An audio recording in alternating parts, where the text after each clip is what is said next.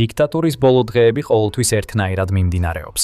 პარანოიასა და ილუზიებში დაკარგული დიქტატორი საკუთარ გარემოცვას ებრძვის. ერთ დროს ნდობით აღჭურვილი მრჩევლები მტრები ხდებიან, რადგან დიქტატორი ყველაფერს ცდილობს ძალაუფლების შესანარჩუნებლად. პუტინი ახლა სწორედ ამ დიქტატორის სასიკვდილო აგონიაშია. რუსეთის თავდაცვის სამინისტრო ინგრევა, რადგან პუტინი უმაღლეს ჩინოსნებს ანადგურებს, რათა დამალოს რამდენად მძიმეა მისი მარცხები. რუსეთის პრეზიდენტი საკუთარ არმიას რაღაც საშინელებას უკეთებს. 26 წლიანი რეჟიმი ნაკერებიდან იშლება. აპრილის 10-ში Moscow Times-მა გაავრცელა ინფორმაცია, რომ რუსეთის ყოფილი თავდაცვის მინისტრის მოადგილე პაվել პოპოვი კორუფციის ბრალდებით დამრალდებით დამნაშავედ ცნეს და 19 წლიანი პატიმრობა მიუსაჯეს. სამხედრო სასამართლოს მიერ მისჯილი სასჯელით პაվել პოპოვი, რომელიც ამ თანამდებობას 2013 წლის ნოემბრიდან 2024 წლის ივნისამდე იკავებდა, დააკავეს იმის ფარგლებში, რასაც რუსეთი მთელი სამხედრო სტრუქტურის გადახალისებას უწოდებდა. თაღლითობა, გაყალბება, იარაღის უკანონოფლობა, ქთამის აღება და უფლებამოსილების ბოროტად გამოყენება იყო ბრალდებები, რომლებიც პაվել პოპოვს წაუყენეს. გადამწყვეტი მომენტი, როგორც ჩანს, პაվել პოპოვის მიერ დაგეგმილი შეთქმულების გამოვლენა იყო. რუსეთის სამხედრო თემატიკის პატრიოტ პარკის განვის განვითარებისთვის განკუთვნილი თანხების საკუთარი კერძო ქონებისთვის გამოყენება. და მერე რა შეიძლება ფიქრობდეთ? რუსეთმა ერთი კორუმპირებული ჩინოვნიკი მოიშორა. იქ ისედაც ბევრი ხავთ. ეს არაფერს ნიშნავს, გარდა იმისა, რომ ვლადიმერ პუტინმა ძალაუფლებიდან ის ადამიანი მოაცილა, ვინც იქ საერთოდ არ უნდა ყოფილიყო. ზედაპირზე ასე ჩანს ყველაფერი, მაგრამ პოპოვის დაპატიმრების რეალური მიზეზები ბევრად უფრო ბუნდოვანია. პოპოვი ყოფილი რუსეთის თავდაცვის მინისტრის სერგეი შოიგუს ერთგული მოკავშირე იყო და მისი დაპატიმრება სულაც არ არის ცალკეული შემთხვევა. ბოლო რამდენიმე წლის განმავლობაში პუტინი აქტიურად ატარებს წმენდებს რუსეთის თავდაცვის სამინისტროში, რაც გამოიხატა სისხლის სამართლის საქმეების სერიაში, რომლებიც მიზნად ისახავს იმ ადამიანების მოცილებას, ვინც პუტინის მიერ უკრაინის წინააღმდეგ დაწყებული ომის არქიტექტორები იყვნენ. პუტინი რუსეთის ფედერალური უსაფრთხოების სამსახურს, ანუ FSB-ს იყენებს თავდაცვის სამინისტროს მაღალი თანამდებობის პირების წინააღმდეგ, ნებისმიერ ბრალდებაზე, რომელიც მისი აზრით შეიძლება გაამართლოს. ეს წარმოაჩენენ როგორც კორუფციასთან ბრძოლას, მაგრამ სინამდვილეში საქმე ეხება პარანოიდ პუტინს, რომელიც ცდილობს მოიშოროს ყველა, ვინც მისი აზრით შეიძლება გამოავლინოს იგი როგორც სამხედრო ლიდერს, რომელიც კატასტროფულად წარუმატებელია. ყველაფერი დაიწყო 2024 წლის 12 მაისს. სწორედ ამ დღეს პუტინმა გადაწყვიტა შოიგუ თავდაცვის მინისტრის პოსტიდან გაეთავისუფლებინა. შოიგუმ პუტინის ნაჯახის მოქნევას ბევრად უკეთ გადაურჩა ვიდრე ისინი, ვინც მოგვიანებით მოხვდნენ მის სამიზნეში. ის რუსეთის უშიშროების საბჭოს ხელმძღვანელად დანიშნეს, მაგრამ როდესაც ყოფილი თავდაცვის მინისტრი გავლენიანი პოსტიდან ჩამოაშორეს, მის ქვეშ მყოფები გაანადგურეს, რადგან მთელი სამინისტრო პუტინის ბრძანებით დაშალეს. შემდეგი ვინც დარტყმის ქვეშ აღმოჩნდა, იური კუზნეცოვი იყო. შოიგუს გავლენის დაკარგვიდან მხოლოდ 2 დღის შემდეგ კუზნეცოვი, რომელიც რუსეთის თავდაცვის სამინისტროს მთავარი პერსონალის სამმართველოს ხელმძღვანელი იყო, კორუფციის საქმეზე დააკავეს. ბრალდება ამჯერად ის იყო, რომ მისი სახლის ჩხრეკისას $1 მილიონი ნაღდი ფული და სხვა ძვირფასეულობა აღმოაჩინეს, რაც რუსეთის ხელისუფლების მტკიცებით ქთამი იყო, რომელიც კუზნეცოვმა კომერციული ორგანიზაციისგან მიიღო გაურკვეველი სამსახურის სანაცვლოდ. როგორც საგამოძიებო კომიტეტის წარმომადგენელმა სვეტლანა პეტრენკომ განაცხადა სოციალურ ქსელში დაკავების დღეს. ეს განცხადება იმდენად ბუნდოვანია, რამდენადაც შეიძლება იყოს. და მაღალი თანამდებობის პირების დაკავება კორუფციის ბრალდებით მალე პუტინის მიერ განმეორებად ქმედებად იქცა. ყოველჯერზე ის მიზანში იღებდა ვინმეს, ვინც შოიგუს უახლოეს წრეში იყო. სხვათა შორის ჩვენ ჯერ კიდევ არ ვიცით რა დაემართა კუზნეცოვს. მისი პატიმრობის შესახებ განცხადება არ გაკეთებულა. ყოფილი შოიგუს მოკავშირის შესახებ შეიძლება ბევრი ვარაუდი იყოს, მაგრამ დიდხანს არ გასტანდა, სანამ პუტინის ნაჯახი ისევ დაეცემოდა. ამჯერად ის ვადიმ შიმარინის კისერზე დაეცა, რომელიც თავდაცვის სამინისტროს კომუნიკაციების სამმართველოს ხელმძღვანელი იყო. კიდევ ერთხელ ხედავთ ნაცნობ ისტორიას. რუსეთის ხელისუფლებამ განაცხადა, რომ შიმარინმა 2019-დან 2023 წლამდე თითქმის $450,000 ქთამი მიიღო, რომლებიც თითქოს და ყველა მოდიოდა ქარხნიდან, რომელიც საკომუნიკაციო აღჭურვილობას აწარმოებდა. ამ ქთამების შედეგად, როგორც ითქვა, ქარხანას დიდი სახელმწიფო კონტრაქტები მიენიჭა. ამჯერად პუტინის ახლო გარემოცვამ საქმე ბოლომდე მიიყვანა. შიმარინს 2025 წლის აპრილში 7 წლიანი პატიმრობა მიუსაჯეს. მაგრამ მანამდე, სანამ მას ბორკილებით წაიყვანდნენ, თავდაცვის სამინისტროში კიდევ სხვებიც ცვიოდნენ. შემდეგი ვინც თანამდებობა დაკარგა იყო დმიტრი ბულგარკოვი.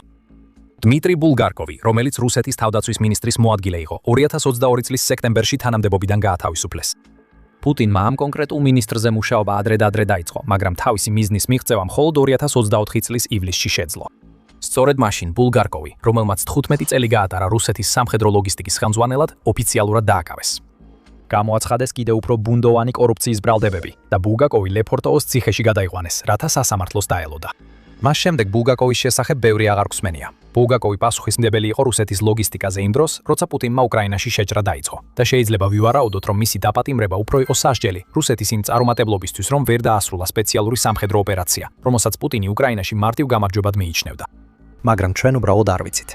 როგორც კუზნეცოვის შემთხვევაში, რუსეთს არაფერი უთქვამს იმის შესახებ, რა დაემართა ბულგაკოვს მისი დაპატიმრების შემდეგ. ამ დროისთვის უკვე გარკვეული სურათი იკვეთება. მას შემდეგ, რაც რუსეთის სამხედრო ძალებმა ვერ შეძლეს უკრაინის განადგურება რამდენიმე კვირაში, როგორც პუტინს თავდაპირველად ეგონა, რუსეთის პარანოიდული ლიდერის შიგნით საკუთარ წრეში დაიწყო ეჭვების ძიება. რატომ ჩაიშალა შეჭრა? როგორ გადაიქცა ეს მრავალწლიან კონფლიქტად? პასუხების ძიების ნაცვლად პუტინმა მოითხოვა, რომ ისინი, ვისაც ის მარცხში ადანაშაულებდა, გაეყვანათ, ხშირად კორუფციის ბრალდებებით, რომლებიც საუკეთესო შემთხვევაში ბუნდოვანი იყო. ეს ყველა კაცი ოდესღაც ფავორიტი შოიგუს მოკავშირეები იყვნენ და კიდევ ბევრს ელოდება იგივე ბედი. იური სადოვიენკო შემდეგი იყო. სადოვიენკო რუსეთის კიდევ ერთი თავდაცვის მინისტრის მოადგილე იყო, რომელიც თანამდებობიდან 2024 წლის 20 მაისს გაათავისუფლეს. სულ რამდენიმე წრეში მას შემდეგ, რაც შოიგუ თავდაცვის სამინისტროდან გადააყენეს. გარკვეული ხნის განმავლობაში ეს თითქოს სადოვიენკოს ისტორიის დასასრული იყო. მისი თანამემამულეებისგან განსხვავებით, მას კორუფციის ბრალდებით არ დაუკავებიათ. სადოვიენკო თითქოს გაქრა, სანამ 2025 წლის დეკემბერში ყოფილი თავდაცვის მინისტრის მოადგილის შესახებ ამბავი გავრცელდა. სადოვიენკო გარდაიცვალა, სავარაუდო გულის დაავადების მსხვერპლი, 47 წლის ასაკში. სადოვიენკო შოიგუს გუნდში 1984 წლიდან იყო, როგორც UN-ენ ავრცელებს და რუსული მთავრობის იერარქიაში თავის მენტორთან და ლიდერთან ერთად დაწინაურდა. მისი გადაყენების მომენტისთვის ის შოიგუს მოადგილედ 11 წლის განმავლობაში მსახურობდა და პუტინისგანაც კი ჰქონდა მიღებული ჯილდოები, მათ შორის სამშობლოს წინაშე დამსახურებისთვის ბრძანება. შეიძლება ეს იყო რუსი გმირის ცხოვრების ტრაგიკული დასასრული. ან იქნებ ეს იყო მორიგი შემთხვევა, როცა მოულოდნელმა რუსულმა სიკვდილის სინდრომმა შოიგუს კიდევ ერთი მოკავშირე იმსხვერპლა. სადოვიენკო შობის დღეს გარდაიცვალა დაავადებით, რომლის არსებობის შესახებაც როგორც ჩანს არავინ იცოდა. ეს ასევე მოულოდნელი იყო და როგორც პუტინის მიერ დაპატიმრებული რამდენიმე ყოფილი თავდაცვის სამინისტროს მაღალჩინოსნის შემთხვევაში, სადოვიენკოს გარდაცვალების შემდეგ მის შესახებ ბევრი არაფერი თქმულა. ის რაც მას დაემართა, იმდენად საიდუმლოთი არის მოცული საწყისი ცნობების მიღმა, რომ უკვე ძალიან დიდი დამთხევა ჩანს, როცა შოიგუს ასეთი ახლო მოკავშირე სწორედ იმ დროს გარდაიცვალა, როცა ამდენი სხვა ყოფილი მოკავშირე დააპატიმრეს. თუმცა ეს შეიძლება სპეკულაციური იყოს, ვერ უარყოფთ, რომ მისი სიკვდილი პუტინის იმ ნიმუშს ემთხვევა, როცა ის ცდილობს, რაც შეიძლება ბევრი ყოფილი თავდაცვის მინისტრის ქვეშ ყოფი მაღალჩინოსანი მოიშოროს. ალბათ ამის მიზეზიც არსებობს. მალე მივალთ იმაზე, თუ რა შეიძლება იყოს ამის მიზეზი. სადოვიენკოს გადაყენებასა და პოპოვის დაპატიმრებას შორის სხვებიც პუტინის ნაჯახის მსხვერპლნი გახდნენ.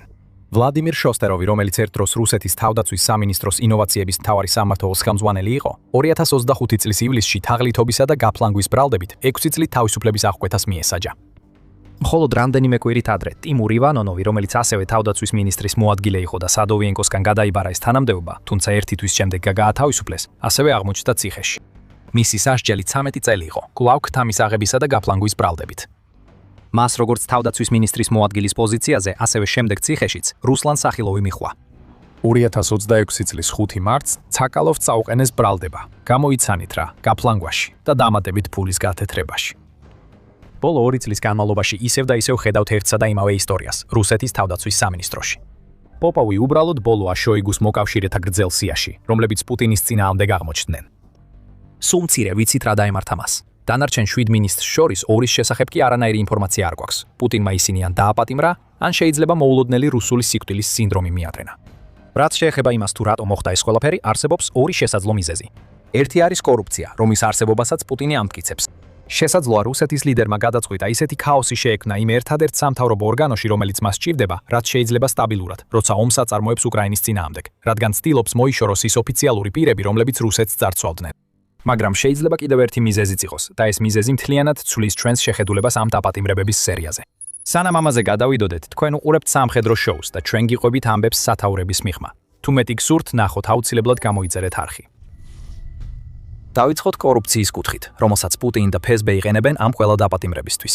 ჯონ ჰარდის თქმით, რომელიც დემოკრატიების დაცვის ფონდის რუსეთის პროგრამის დირექტორის მოადგილეა, შოიგუს მოკავშირეების წინააღმდეგ ასეთი მასშტაბური დევნის მიზეზი უფრო უწყებათა შორისი კონკურენცია, ვიდრე ის კორუფცია, რასაც აცხადებენ. შოიგუ აკრიტიკებდა თავდაცვის ინდუსტრიას არმიისთვის არასაკმარისი მომარაგების გამო, ამტკიცებს ჰარდი და ამატებს. მიუხედავად იმისა, რომ თავდასხმის საწყისი ეტაპის ჩავარდნაზე დიდი პასუხისგებლობა მას ეკისრება, ფესბემ როგორც ჩანს მოახერხა ბრალის გადატანა. ასე რომ ეს შეიძლება იყოს ერთი უწყების მცდელობა დაშალოს მეორე, მანამდე სანამ ის მეორე უწყება თავად დაშლის მას. FSB, რომელიც ცდილობს პუტინის კეთილგანწყობა შეინარჩუნოს, საკუთარ თავზე აიღო რუსეთის არმიაში კორუფციის აღმოფხვის მისია და ასე დაემთხვა, რომ კორუფციონერთა უმრავლესობა ყოფილ თავდაცვის სამინისტროს მაღალჩინოსნებს შორის იყო, რომლებიც სერგეი შოიგუსთან იყვნენ დაკავშირებულნი. პუტინის ყოფილი თავდაცვის მინისტრი რამდენიმე სვლაში დაამარცხეს, რაც პირდაპირ სამეფო კარის თამაშებიდან შეიძლებოდა გადმოეღოთ. პუტინისთვის ეს ყველაფერი ძალიან მოსახერხებელი იყო. ბოლოს და ბოლოს ის რუსეთის პრეზიდენტია. როგორც უკრაინაში შეჭრის მთავარი ფიგურა, პუტინი უკვე კრიტიკას იღებდა იმის გამო, რომ ომი 2 წელზე მეტ ხანს გრძელდებოდა იმ დროისთვის, როცა მან თავდაცვის სამინისტროს წმენდა დაიწყო. პუტინი, რა თქმა უნდა, გაბრაზებული იქნებოდა სპეციალური სამხედრო ოპერაციის წარუმატებლობით, რომელმაც უკრაინა ვერ აიღო. მაგრამ ის ასევე კარგად იცნობდა იმ უკმაყოფილების ტალღას, რომელიც რუსეთში წარმოიქმნა ამ ოპერაციის წარუმატებლობის გამო. ამ ეტაპზე კრემლი უკვე იძულებული გახდა ჩაეტარებინა არაპოპულარული ნაწილობრივი მობილიზაცია, ხოლო რუსეთის სამხედრო ძალები ათასობით მსხვერპლს განიცდიდნენ, რაც არასდროს უნდა მომხდარიყო. პუტინისთვის ეს წმენდა არის გზა, რომ პასუხისმგებლობა სხვას გადააბაროს, ზუსტად ისე როგორც FSB მოახერხა, როცა თავდაცვის სამინისტრო სამიზნეში ამოიღო. ასეთი ბევრი მაღალი თანამდებობის პირის მოცილება პუტინს აძლევს საშუალებას, რომ წარმოაჩინოს თავი, თითქოს ის იღებს ზომებს რუსეთის მდგომარეობის გასაუმჯობესებლად უკრაინაში. გაბრაზება როგორც რუსეთის მოქალაქეებს შორის, ასევე რუსულ სამხედრო წრეებში მცივდება, რადგან პუტინს შეუძლია მიუთითოს და თქვას: ნახეთ, მოვიშორე ისინი, ვინც მარცხის მიზეზი გახდა. ახლა რუსეთს შეუძლია გამარჯვებისკენ იაროს. ეს პოპულიზმის ყველაზე პრიმიტიული ფორმაა, რადგან პუტინი მზად არის ნებისმიერი გახდეს განტევების ვაცი, ოღონდ ყურადღება მისკენ არ იყოს მიპყრობილი. ის დამატებითი შიშის ფენა, რომელსაც ასეთი წმენდა ქმნის რუსეთის მაღალჩინოსნებში, უბრალოდ ბონუსია, რადგან პუტინი სიგნალს აგზავნის, რომ ვინც მას ვერ გაამართლებს, შეიძლება სცენიდან მოიშორონ. შესაძლოა სრულიად გამოგონილი ბრალდებებით. ასევე არ უნდა გამოგრჩეს, რომ კორუფციის ბრალდებები, რომლებიც პუტინის განტევების ვაცების წინააღმდეგ წაყენებულია, თავიდანვე დაგეგმილია. როგორც ევროპული პოლიტიკის ანალიზის ცენტრი SIPA აღნიშნავს, პუტინის რუსეთი, ზუსტად ისე როგორც საბჭოთა სისტემა, რომელმაც ის წარმოშვა, აგებულია სისტემაზე, რომელიც შიდა წრეს საშუალებას აძლევს, რაც შეიძლება მეტი ფული მიითვისონ. ეს ერთგულების ტაქტიკაა. პუტინი ადამიანებს ამდიდრებს, რათა ისინი გააკეთებენ იმას, რასაც ის უბრძანებს. რუსეთის თავდაცვის სამინისტროს დაშლა მხოლოდ იმას აჩვენებს, რომ ერთგულება ორმხრივი არ არის. თუ პუტინი გადაწყვეტს, რომ უნდა გაგიშვას, მიზეზის მიუხედავად ის იზრუნებს იმაზე, რომ შენ თავად გეჭიროს ის თოკი, რომელიც მან თავად გადმოგცა. შემდეგ შენ ჩამოიხჩობი და პუტინი აგრძელებს ცხოვრებას თავის მოჩვენებით სამყაროში, სადაც რუსეთის მარცხი უკრაინაში არასდროს არის მისი ბრალი. ასე რომ ეს არის ლოგიკური ახსნა. პუტინმა გამოიყენა კორუფცია, რომელსაც თავად ახალისებს, რათა თავისი მარცხის პასუხისმგებლობა სხვებზე გადაიტანოს. თუმცა ჩვენ ვერ დავაიგნორებთ იმ ფაქტს, რომ თავდაცვის სამინისტროს წმენდა ძირითადად შეეხო იმ ოფიციალურ პირებს, რომლებიც ყოფილი თავდაცვის მინისტრის შოიგუს მოკავშირეები იყვნენ და თავად შოიგუც გადაიყვანეს იმ სამინისტროდან, რომელსაც წლების განმავლობაში ხელმძღვანელობდა. შესაძლოა ეს ყველაფერი შემთხვევითი არ იყოს. შესაძლოა არსებობს უფრო ღრმა მიზეზი, თუ რატომ დაუმიზნა პუტინმა კონკრეტულ მინისტრებს, რომლებიც ახლა ანაკავებენ ან გულის უკმარისობით იღუპებიან. შოიგუ, რომელიც ასე დიდი ხნის განმავლობაში იყო პუტინის მოკავშირე, შესაძლოა აღარ იყოს მისი მოკავშირე. და ყველაფერი, რაც ბოლო რამდენიმე წლის განმავლობაში ვიხილეთ, შეიძლება იყოს პუტინის გზა, რომ დაასუსტოს იმ ადამიანის მხარდამჭერი ბაზა, რომელიც მის ავტორიტეტს ეჭქვეშ დააყენებდა. მოსმენილია ხმები, რომ შოიგუ ცდილობს პუტინის წინააღმდეგ წავიდეს 2022 წლის ივნისიდან. სწორედ მაშინ ყოფილი CIA-ის ოფიცერი დანიელ ჰოფმანი ვარაუდობდა, რომ პუტინი შესაძლოა საფრთხის წინაშე დგას თავისი უმაღლესი თანაშემწეების მხრიდან, რომლებიც უკმაყოფილო იყვნენ უკრაინაში შეჭრის გადაწყვეტილებით და გაღიზიანებულნი იყვნენ იმით, რომ შეჭრის წარუმატებლობის ბრალი მათ დააკისრეს. ჰოფმანმა თქვა, რომ პუტინთან ახლოს 3 ადამიანი იყო, რომლებიც შესაძლოა საფრთხეს წარმოადგენდნენ. კრემლის უსაფრთხოების საბჭოს ხელმძღვანელი ნიკოლაი პატრუშევი, ალექსანდრ ბორტნიკოვი, რომელიც ფედერალური უსაფრთხოების სამსახურს ხელმძღვანელობდა და მოითმინეთ სერგეი შოიგუ. პირველი 2 ადამიანი, რომლებიც ჰოფმანმა დაასახელა, ჯერ კიდევ პუტინის კეთილგანწყობაში არიან, ყოველ შემთხვევაში ამ ეტაპზე. მაგრამ შოიგუ იძულებული გახდა თავდაცვის მინისტრის თანამდებობა დაეთმო და უყურებდა, როგორ სათითაოდ იშორებდნენ მის მოადგილეებსა და თანაშემწეებს. შესაძლოა ჰოფმანი რაღაცას მიხვდა. ბოლოს და ბოლოს 10 მარტს გაჩნდა ვარაუდი, რომ იმ პერიოდში რუსეთში მიმდინარე ქაოსი რაღაცით შოიგუს უკავშირდებოდა. ვჩკოგეპუს ტელეგრამ არხის მტკიცებით, რომელსაც კრემლთან აქვს კავშირი, მარტის დასაწყისში მოსკოვში ინტერნეტის გათიშვები და შეზღუდვები სულაც არ ყოფილა შემთხვევითი. ეს გათიშვები დაკავშირებულია რამდენიმე მნიშვნელოვან სამართალდამცავ და სამხედრო ობიექტთან და მოხდა დაახლოებით იმავე პერიოდში, როდესაც შოიგუს რამდენიმე მოკავშირეს აკავებდნენ. ტელეგრამ არხმა ციტირა ანონიმური წყარო, რომელმაც თქვა, რომ გათიშვების დასრულება დაემთხვა რუსლან სახალოვის დაკავებას, რომელზეც ადრე ვისაუბრეთ. წყაროს თქმით, სახალოვის შემდეგი შეიძლება მხოლოდ თავად შოიგუ იყოს, რომელსაც ჯერ კიდევ აქვს საკმარისი გავლენა როგორც ხელისუფლების უმაღლეს ეშელონებში, ასევე სპეციალურ სამსახურებსა და თავდაცვის სამინისტროში. მარტის ყველა ეს არეულობა ასევე ხდებოდა იმ დროს, როცა შოიგუს მხრიდან რუსეთის წინააღმდეგ გადატრიალების მცდელობის შესახებ ხმები ვრცელდებოდა. არ არის ნათელი, აქვს თუ არა ამ ხმებს რაიმე კონკრეტული საფუძველი. რაც შეეხება შოიგუს, მას შეიძლება ჯერ კიდევ ყოფნის გავლენა, რომ ამ ეტაპზე პრობლემებს თავი აარიდოს, მაგრამ ეს გავლენა ყოველ ახალ დაპატიმრებასთან ერთად, რომელსაც პუტინი ბრძანებს, სულ უფრო მცირდება. ნელა, მაგრამ აუცილებლად ისინი, ვინც შოიგუს მხარს უჭერდნენ და მის გზას მიხვებოდნენ რუსეთის თავდაცვის სამინისტროში, თანდათან სცილდებიან საქმეს. მალე შოიგუს მხოლოდ საკუთარი თავი დარჩება. მაშინ ის გაიგებს, პუტინი მის ქვემოთ მყოფებს იმისთვის აშორებდა, რომ შოიგუ დაეცვა, თუ კი ის იმ საძირკველს აცლიდა, რომელზეც შოიგუ იდგა, რათა ყოფილი მოკავშირე კორუფციის ბრალდებით მოეშორებინა. თუნდაც არ იყოს არანაირი მტკიცებულება შოიგუს მიერ გადატრიალების შესახებ გავრცელებული ხმების დასადასტურებლად, პუტინი იქცევა ისე როგორც ადამიანი, რომელიც დარწმუნებულია, რომ მის წინააღმდეგ გადატრიალების მცდელობა ახლოვდება. ეს არის პარანოია, რომელზეც ვიდეოს დასაწყისში ვსაუბრობდით. დიქტატორი, რომელმაც წლები გაატარა მის გარშემო კორუფციისა და ცრუ ალიანსების რთული სისტემის შექმნაში, ახლა ხედავს, როგორ ინგრევა ყველაფერი, რაც კი აუშენებია, და ეს ყველაფერი მისი უკრაინაში მარცხის ბრალია. ყველაზე დიდი ირონია ამ ყველაფერში ის არის, რომ რუსეთის თავდაცვის სამინისტროს წმენდა შეიძლება საპირისპირო ეფექტს იწვევდეს, ვიდრე პუტინს სურს.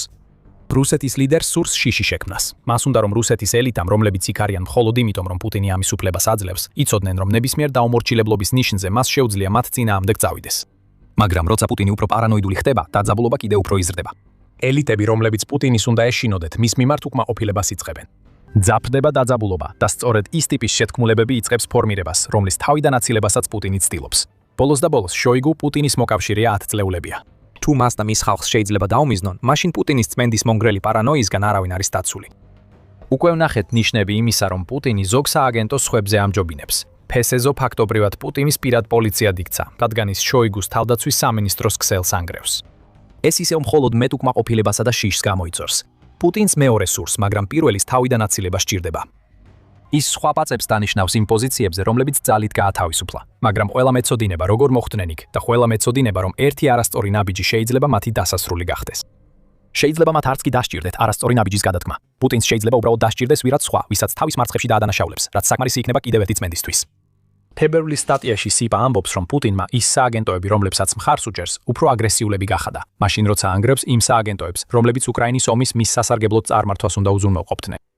ეს პუტინის აზროვნებაზეც გარკვეულ წარმოდგენას გვაძლევს, რადგან ნათქვამია, რომ პუტინს და მის ჯაშუშებს აქვთ ძალიან ბნელი ვარაუარაუდი, რომ წაგებული ომი გამოიწვევს სახელმწიფოს, ქვეყნის და თავად სააგენტოების დაშლას. დაუბრუნდეთ მარტის ბოლოს და ვხედავთ, რომ პუტინი მხოლოდ ოფიციალურ პირებს კი არა, არამედ თავად რუსეთზეც ახორციელებს რეპრესიებს. მობილური ინტერნეტი დღეების განმავლობაში იბლოკება. პუტინმა ტელეგრამზე მასშტაბური შეზღუდვები დააწესა, რომლებიც მიზნად ისახავს ჩვეულებრივი რუსები კრემლის მიერ დამტკიცებულ და კონტროლირებად სოციალურ ქსელებში გადაიყვანოს. პუტინის პარანოიას უკვე აღარაფერი არის ხელშეუხებელი. ჯერ თავდაცვის სამინისტრო იყო, ეხლა კი ჩვეულებრივი რუსები. ასე რომ შეგიძლიათ დაიჯეროთ კრემლის განცხადებები, რომ კორუფციას ებრძვის, მაგრამ დიქტატორი, რომელიც დასასრულს უახლოვდება, ყველგან ტრებს ხედავს. თუ ეს არის ნამდვილი мотиваცია პუტინის მიერ შოიგუს მოკავშირეების გაწმენდისა და მთელ რუსეთში რეპრესიების უკან, ჩვენ შეიძლება ვხედავდეთ ლიდერს, რომელიც საკუთარ არმიას ასუსტებს მხოლოდ იმისთვის, რომ დრო მოიგოს და ახალი მიზეზი მოიფიქროს, თუ რატომ მარცხდება უკრაინაში შეჭრა. ბოლოს აღარ დარჩება არც ერთი საბაბი. რა მოუვა პუტინს შემდეგ ჯერ კიდევ გასარკვევია. შეიძლება პუტინის დაცემამდე კიდევ ერთი წმენდა ვიხილოთ.